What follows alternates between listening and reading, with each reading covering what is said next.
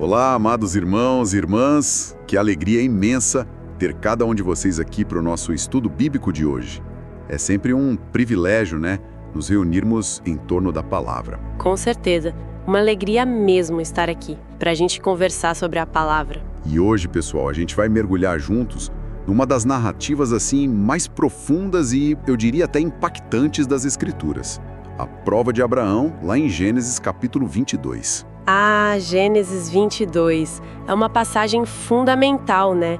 Talvez um pouco desafiadora para a gente entender de primeira, mas, nossa, riquíssima em significado. Exatamente. E antes da gente abrir o texto propriamente dito, eu queria convidar todo mundo. Vamos fazer um exercício rápido. Respirem fundo comigo. Isso. Quem se sentir à vontade, feche os olhos por um instante. Isso, vamos lá. Tente sentir o ar, talvez um pouco seco. Imagine Abraão, já um homem de idade, recebendo aquela ordem inimaginável de Deus. Sintam o peso dessa ordem. Pensem no amor imenso que ele tinha por Isaac, o filho da promessa. Aquele silêncio antes da jornada começar. A tensão no ar. Isso. Guardem essa sensação. Podem abrir os olhos. Vamos manter essa imagem, esse sentimento, enquanto a gente explora o texto juntos, tá bom? Perfeito. Então vamos lá. Gênesis 22. Como começa essa história? Começa direto ao ponto, né? Versículo 1. Depois dessas coisas, Deus pôs Abraão à prova. Já estabelece o cenário. É um teste. Sim, um teste divino. E a natureza desse teste é... Uau! Revelada logo no versículo 2 e com uma linguagem que carrega uma emoção muito forte. É verdade. A ordem é: pegue o seu filho, seu único filho, Isaque, a quem você ama. Olha a ênfase nessas palavras. Único, ama. O texto faz questão de frisar essa ligação profunda. Com certeza. Não é um pedido qualquer, né? Envolve justamente o filho da promessa, aquele que era o foco de toda a esperança de Abraão para a descendência prometida por Deus. E a ordem continua. E vá à terra de Moriá, ali ofereça-o em holocausto. Um holocausto que era um sacrifício totalmente queimado. É chocante, né? É muito impactante, porque parece contradizer tudo que Deus tinha prometido antes sobre Isaque, sobre ele ser o herdeiro da bênção. Como assim sacrificar esse filho? Exato! E o que chama muito a atenção logo em seguida, no versículo 3, é a resposta de Abraão. Como ele reage. O texto diz: na manhã seguinte, Abraão levantou-se de madrugada. A ênfase aqui é na prontidão, na rapidez. Impressionante, né? Não tem registro de Abraão questionando, reclamando, tentando negociar com Deus. Nada disso. O texto descreve uma ação imediata, pura obediência. É uma obediência que, assim, nos deixa admirados, né? Revela uma fé e uma confiança em Deus muito profunda, mesmo sem ele entender o porquê daquela ordem tão difícil. E como isso desafia a gente hoje, né? Como a gente responde quando sente que Deus está pedindo algo difícil, algo que a gente não entende? Boa pergunta para a gente refletir. E aí, a narrativa continua. Imaginem só, aquela madrugada, o silêncio pesado, Abraão ali preparando o jumento, cortando a lenha para o sacrifício. O coração devia estar apertado, né? Mas a fé, pelo jeito, estava inabalável. Ele simplesmente foi. E a jornada começa. O texto menciona, no versículo 4, que eles viajaram por 3 dias. 3 dias. 3 dias é um tempo considerável, né?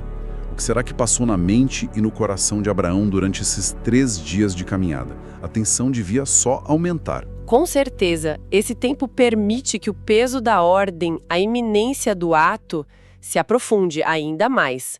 Mas, olha que interessante, não há nenhum sinal de que Abraão vacilou. Pelo contrário. No versículo 5, quando eles avistam um lugar de longe, ele diz algo surpreendente para os servos que o acompanhavam. Ele fala: esperem aqui com o jumento, eu e o rapaz iremos até lá e, depois de termos adorado, olha a palavra adorado, voltaremos para junto de vocês. Esse voltaremos é impressionante, né?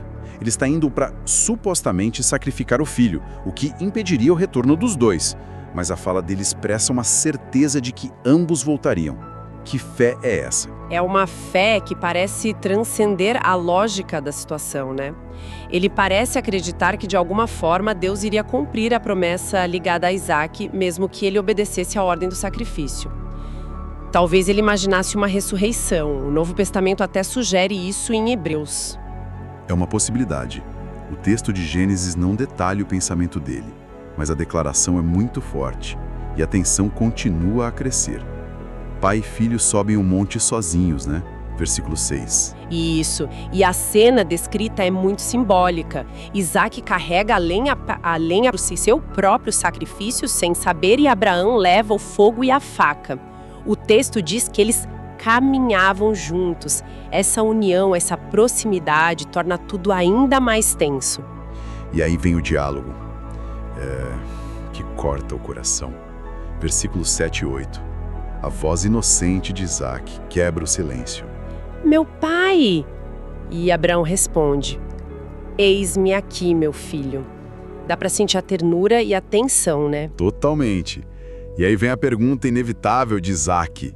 Eis aqui o fogo e a lenha, mas onde está o cordeiro para o holocausto? Nossa, que pergunta direta vinda da inocência de uma criança. É o ponto de máxima vulnerabilidade na narrativa, né? Como responder a isso? E a resposta de Abraão é, uau, profunda e profética. Ele diz: Deus proverá para si o cordeiro para o holocausto, meu filho. Deus proverá. Em hebraico, ire, a primeira menção do que viria a ser conhecido como Jeová Jireh, o Senhor proverá. Exatamente. É uma declaração de confiança absoluta na provisão de Deus, mas também é uma resposta que não revela toda a verdade terrível para o menino naquele momento. Ele aponta para uma solução que virá de Deus. Que momento. E mesmo depois dessa conversa tão carregada, o texto reforça no final do versículo 8. E os dois seguiam juntos. A comunhão entre eles persiste. Essa dinâmica pai-filho, essa mistura de confiança e inocência, é o que humaniza tanto essa história, né? Torna o drama ainda mais palpável. A fé de Abraão é testada ao limite, não só pela ordem divina, mas pelo olhar e pela pergunta do próprio filho. E chegamos ao clímax, no topo do monte, versículos 9 a 14. O texto descreve as ações de Abraão com uma precisão quase ritualística. Sim, ele chega ao local que Deus indicou, constrói o altar, arruma a lenha sobre ele, tudo com uma solenidade que aumenta a tensão. E então, o ato que parecia impensável. Ele amarra Isaac, seu filho amado, e o deita sobre a lenha no altar. Conseguem visualizar essa cena? O pai, o filho amarrado, a faca na mão. A descrição é muito direta, quase fria, o que talvez torne tudo ainda mais impactante. O versículo 10 captura o momento exato do clímax da ação. E estendendo a mão, Abraão pegou a faca para sacrificar o seu filho. É o ponto de tensão máxima. O limite extremo da obediência parecia não ter mais volta, e é exatamente nesse instante. A intervenção divina. O anjo do Senhor chama do céu. Versículo 11. Abraão, Abraão. Essa repetição do nome indica urgência, né? Sim, e Abraão, sempre pronto, responde: Eis-me aqui. E vem a ordem para parar. Não estenda a mão sobre o menino e não lhe faça nenhum mal. E logo em seguida, a confirmação no versículo 12, que é crucial. Pois agora sei que você teme a Deus, porque não me negou o seu filho, o seu único filho. Esse agora sei, o que isso significa? Deus não sabia antes? É uma ótima questão. Na teologia, entendemos que Deus é onisciente, ele sabe tudo. Mas aqui na narrativa, esse agora sei funciona como uma validação. É como se Deus dissesse: a sua fé, o seu temor, que significa reverência e obediência, foi demonstrado de forma concreta, visível, levado ao extremo. A prova foi real e você passou. Entendi.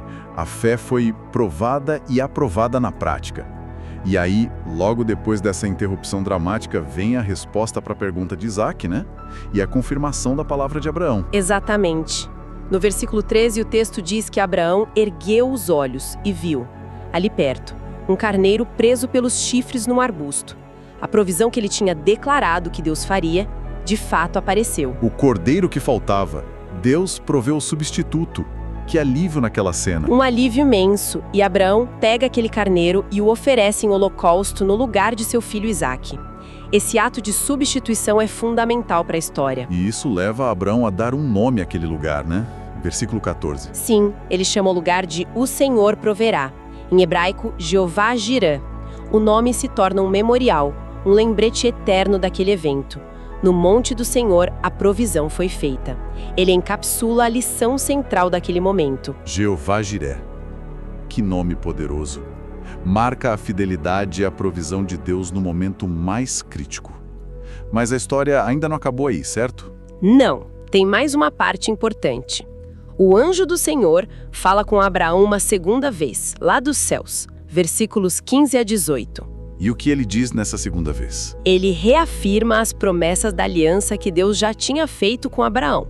E dessa vez, o texto diz que Deus jura por si mesmo, o que é a forma mais solene e segura de garantir uma promessa na Bíblia. E quais são essas bênçãos reafirmadas? São tremendas. Descendência incontável, numerosa como as estrelas do céu e como a areia da praia. Vitória sobre os inimigos e a promessa de que através da descendência de Abraão, todas as nações da terra seriam abençoadas. Uau! É a confirmação da aliança de forma muito forte. E o texto conecta essa bênção com a atitude de Abraão, né? Conecta diretamente. O finalzinho do versículo 18 deixa isso muito claro. Porque você obedeceu a minha voz. A obediência radical de Abraão naquele teste terrível é apresentada como a razão, ou pelo menos a condição, para essa confirmação tão solene das promessas. Então a narrativa estabelece um elo muito forte. Fé que leva à obediência e obediência que destrava ou confirma a bênção da aliança. É isso. Exatamente. Esse é um dos temas teológicos centrais que a gente tira dessa passagem. A fé verdadeira não é só acreditar internamente, ela se manifesta em ação, em obediência, mesmo quando não entendemos tudo. E essa obediência agrada a Deus e confirma a relação de aliança. Depois de tudo isso, o versículo 19 diz que Abraão voltou para os seus servos e juntos eles foram para Berseba. A vida continua, mas com certeza transformada por essa experiência, né? Sem dúvida, uma experiência dessas marca para sempre. E é interessante notar, como o esboço mencionou, que muitas tradições, especialmente a cristã, veem essa história como uma sombra, um tipo, né? Sim, uma prefiguração do sacrifício de Jesus. Isso. Isaque, o filho único amado, carregando a lenha, lembra Jesus carregando a cruz. E o fato de Deus prover um substituto para Isaque é visto em contraste com o fato de que, no caso de Jesus, Deus não poupou seu próprio filho, mas o entregou por todos nós, como o Cordeiro de Deus que tira o pecado do mundo. É uma conexão teológica poderosa, que dá ainda outra camada de significado à história de Abraão e Isaque, olhando pela ótica do Novo Testamento. Com certeza, é uma leitura que enriquece a compreensão da obra redentora de Cristo. Bom, então, resumindo os pontos centrais que a gente conversou hoje sobre Gênesis 22. Vimos a prova de fé radical de Abraão, o Deus proverá. A intervenção divina no último segundo, a provisão do carneiro, o Jeová Jiré. E, finalmente, a reafirmação poderosa das bênçãos da aliança ligada diretamente à obediência de Abraão.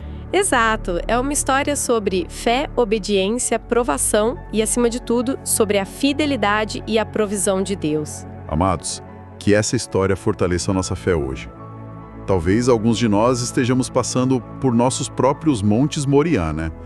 Lugares de prova onde parece que Deus está pedindo o nosso Isaque, aquilo que a gente mais ama ou valoriza. Que possamos aprender com Abraão a confiar e obedecer, mesmo sem entender tudo, crendo que no tempo certo o Senhor proverá. Ele é fiel. Fica o desafio para a nossa semana, onde Deus está nos chamando a uma obediência mais profunda. Onde precisamos confiar mais na sua provisão, mesmo sem ver o carneiro ainda. Que a resposta de Abraão lá no começo e de novo no monte, eis-me aqui, possa ser a nossa resposta também diante de Deus. Amém. Que a palavra estudada hoje não fique só na nossa mente, mas desça ao coração e se transforme em vida. Agradeço muito a participação e a atenção de todos. Que a graça de Deus e a sua paz encham os corações de cada um. Deus abençoe a todos. Nos vemos em nosso próximo encontro. Vão em paz.